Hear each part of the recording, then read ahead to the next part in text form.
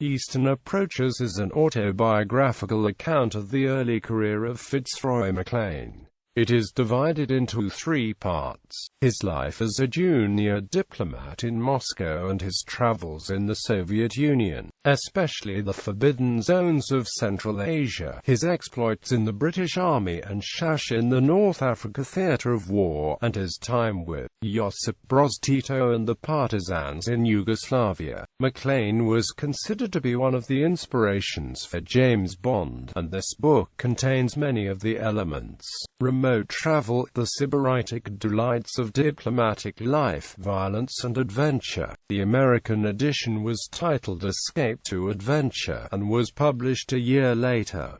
All place names in this article use the spelling in the book. Golden Road, the Soviet Union. Fresh out of Cambridge, Maclean joined the Foreign Office and spent a couple of years at the Paris embassy. He loved the pleasures of life in the French capital, but eventually longed for adventure. Against the advice of his friends, he requested a posting to Moscow, which he received right away. Once there, he began to learn Russian. Traveling within the Soviet Union was frowned upon by the authorities, but Maclean managed to take several trips anyway. The Caucasus. In the spring of 1937, he took a trial trip, heading south from Moscow to Baku on the Caspian Sea. The intourist official tried to dissuade him, but he found a ship to take him to Lenkoran, where he witnessed the deportation of several hundred Turco-Tatar peasants to Central Asia. Stuck there for a few days, he bargained for horses with which to explore the countryside, and was arrested by the NKVD cavalry near to the Persian border. He explained that he held diplomatic immunity, but his captors could not read his Soviet diplomatic pass.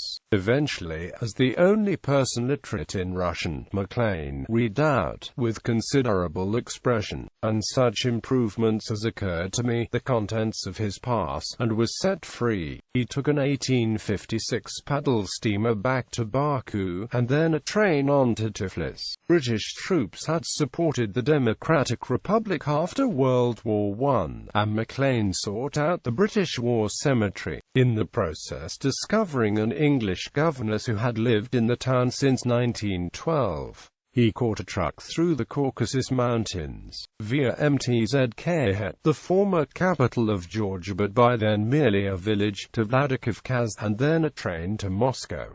To Samarkand. His second trip, in the autumn of the same year, took him east along the Trans-Siberian Railway. Although he disembarked without warning at Novosibirsk, he acquired an NKVD escort. He traveled on the Turk-Sib Railway south to Bielsk, at the foot of the Altai Mountains, and then to Altisk and Bernarul. On the trains he heard the complaints of the Siberian kolkhozniks and witnessed another mass movement, this time of Koreans to Central Asia. His first main destination was Alma-Ata, the capital of the Kazakh Republic, which lies near to the Tian Shan Mountains. He characterized it as one of the pleasantest provincial towns in the Soviet Union, and particularly appreciated the apples for which it is famous. For there he took a truck to a hill village called Talga and went walking with one of his NKVD escorts. Maclean availed himself of peasant hospitality and commented on the general prosperity. He managed to hire a car and made it to Issyk-Ul, the lake that never freezes, but had to turn back because of the season. From Alma-Ata, Maclean took the train for Tashkent, passing through villages where nothing seemed to have changed since the time when the country was ruled over by the Emir of Bukhara. Men still rode bulls and women still wore veils made of black horsehair. From Tashkent, which then had a reputation for wickedness,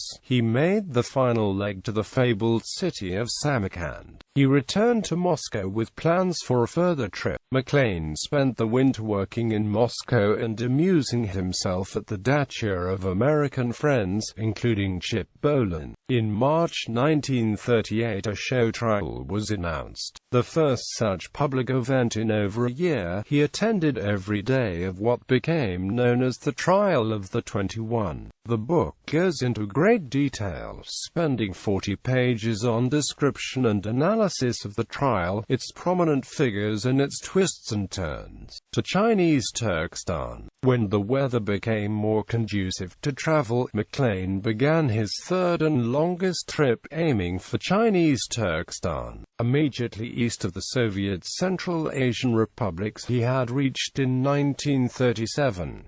This journey, unlike the previous two, was at the request of the British government. They wished him to investigate the conditions in Urumqi, the capital of the province of Xinjiang, which had fallen under Soviet influence. He was commissioned to talk to the two Pan there about the situation of both the Consul General and the British Indian traders. The first stage was retracing his steps on a 5-day train journey to Alma-Ata. The train ran via Orenburg and the Aral Sea, then parallel to the Syrdarya and the mountains of Kyrgyzia. From Alma-Ata he traveled 400 miles north through the Hungary steppe to Iguz, where a road which had been made, and was being kept up for a very definite purpose, led to the frontier town of Bakhti. The Soviet officials were, at first, willing to assist him, but the Chinese ones were not, and in the course of the negotiations that surrounded his passage, Maclean discovered that the Soviets exercised some influence over at least the consul if not the provincial government of the neighbors. He crossed the border into China, where he was refused permission to continue. He was forced to return to Alma-Ata, whence he was expelled. Soon he found himself back in Moscow,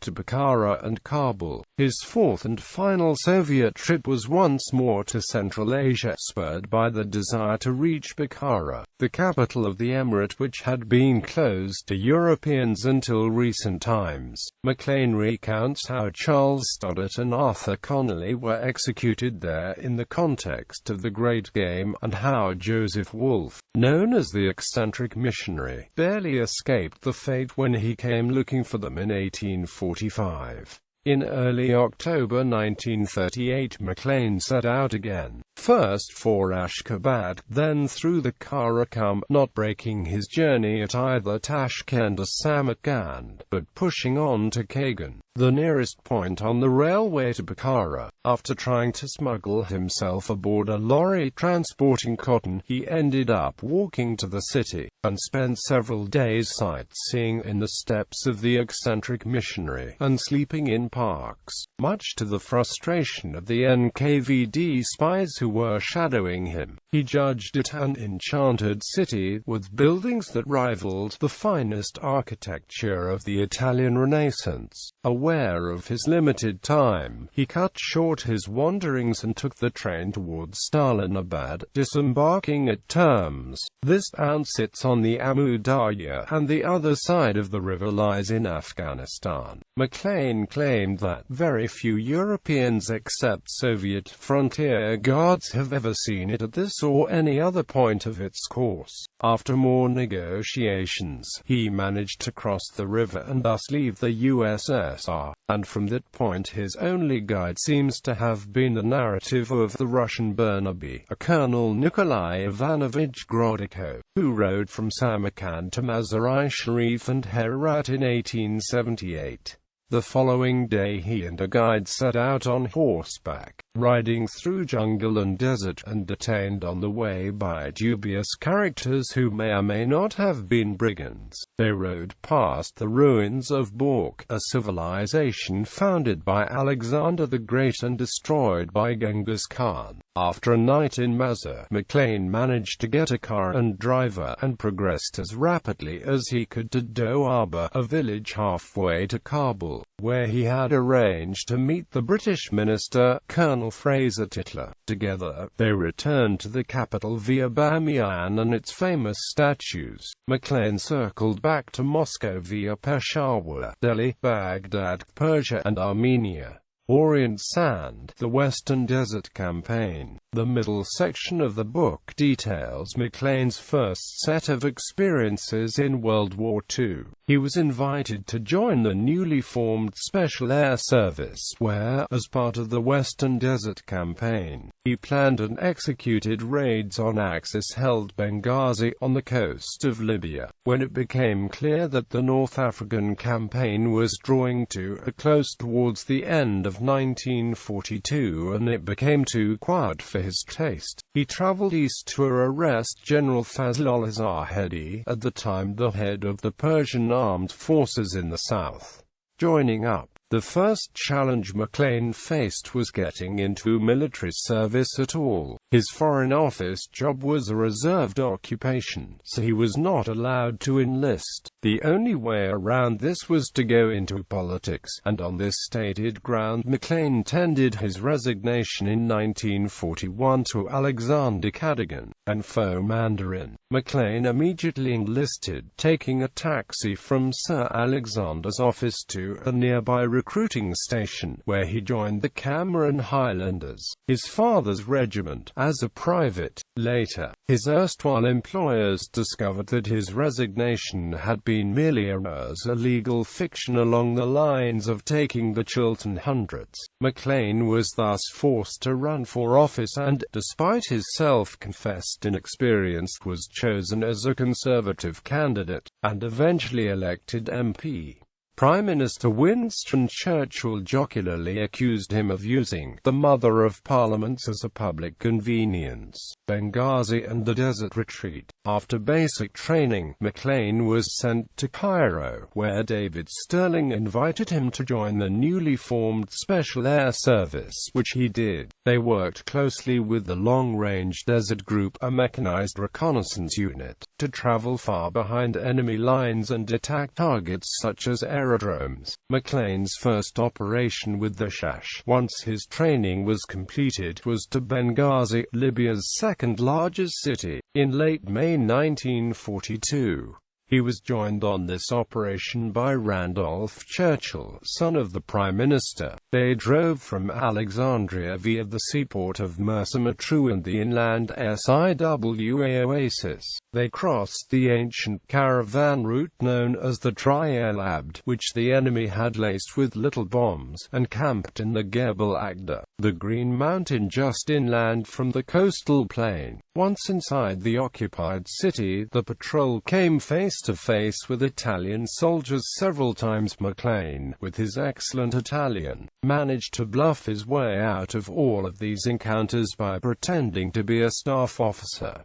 They spent 2 nights and a day in the city. They had hoped to sabotage ships, but both the rubber boats they had brought with them failed to inflate, so they treated the visit as a reconnaissance mission. The drive back was uneventful, but nearing Cairo, Maclean, along with most of his party, was seriously injured in a crash and spent months out of action. Once he had recovered, Stirling involved him in preparations for a larger Shash attack on Benghazi. They attended a dinner with Churchill, the Chief of the Imperial General Staff General Alan Brooke, and General Harold Alexander, who was about to assume control of Middle East Command, the post responsible for the overall conduct of the campaign in the North African desert. 4 operations were designed to create a diversion from Rommel's attempt on El Alamein, attacks on Benghazi, Tobruk, Bas, and the Jallo Oasis. These all started out from Kufra, an oasis 800 miles inland. Maclean's convoy drove to the Gebel across the Sand Sea at its narrowest point, Zigan, and made it there undetected, although bizarre gossip from an Arab spy indicated that the enemy expected an imminent attack. When Maclean's group reached the outskirts of Benghazi, they were ambushed and had to retreat. Axis planes repeatedly bombed them, destroying many of the vehicles and most of the supplies.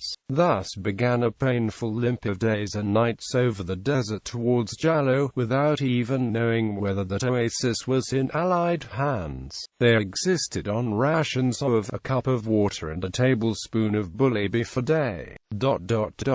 We found ourselves looking forward to the evening meal with painful fixity. When they got to that oasis, they found a battle going on between the Italian defenders and the Sudan Defense Force, and despite their offers to help, they received orders from GHQ to abandon the assault. Some days later they made it back to Kufra. The arrest of the Persian general. In September 1942, Maclean was ordered to Baghdad, where General Wilson, the new head of Persian and Iraq Command, wanted his advice about starting something like the Shash in Persia should that country fall to the Germans. He proceeded there to recruit volunteers, passing through many of the places he had seen in peacetime 4 years earlier: Kermanshah, Hamadan, Kazvin, Tehran. He was soon diverted to a more urgent task. General Joseph Bailon, the Chief of Staff, and Rida Bullard, the Minister, summoned him to Tehran. They were concerned about the influence of Fazlollah Zahedi, the general in charge of the Persian forces in the Isfahan area, who, their intelligence told them, was stockpiling grain, liaising with German agents, and preparing an uprising. Bailon and Bullard asked Maclean to remove Zahedi alive and without creating a fuss. He devised a Trojan horse plan. He and a senior officer would call on Zahedi to pay the respects, and then arrest him at the point of a pistol within his walled and guarded residence. He would be whisked out in the British staff car, driven a waiting plane, and flown into internment and exile. Maclean obtained and trained a platoon of Seaforth Highlanders to cover his retreat, and the plan went like clockwork. By the end of the year, the war had developed in such a way that the new Shash detachment would not be needed in Persia. General Wilson was being transferred to Middle East Command, and Maclean extracted a promise that the newly trained troops would go with him, as the style of commando raids were ideal for southern and eastern Europe. Frustrated by the abandoning of plans for an assault on Crete, Maclean went to see Reginald Leeper, an old friend from Foreign Office days, and now His Majesty's ambassador to the Greek government, then in exile in Cairo. Leeper put in a word for him, and very soon Maclean was told to go to London to get his instructions directly from the Prime Minister. Churchill told him to parachute into Yugoslavia as head of a military mission accredited to Josip Broz Tito, whoever was in charge of the Partisans, the communist-led resistance movement. Mihailovic's royalist Setniks, which the Allies had been supporting, did not appear to be fighting the Germans very hard, and indeed were said to be collaborating with the enemy. Maclean famously paraphrased Churchill: "My task was simply to help find out who was killing the most Germans and suggest means by which we could help them to kill more." The Prime Minister saw Maclean as a daring ambassador, a leader to these hardly hunted guerrillas.